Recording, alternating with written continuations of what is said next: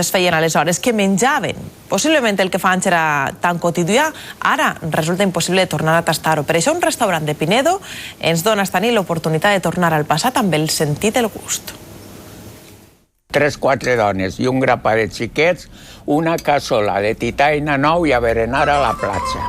Precisament d'aquests records naixen les jornades gastronòmiques al restaurant Creu de la Conca de Pinedo. Avui, una mostra. Amb babadejo, creïlles i bledes tenim la borra, plat típic de les nostres terres, però n'hi ha molts més. Tenim l'espardenya de llobarro, tenim la pericana, la borra, la titaina amb ou.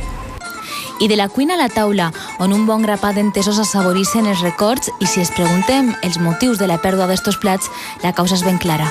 El principal ingredient per a aquests tipus de plats és un ingredient que escasseja molt, el temps.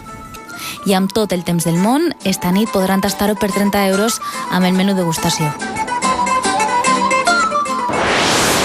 Classe magistral de sabor jueu per als cuiners de la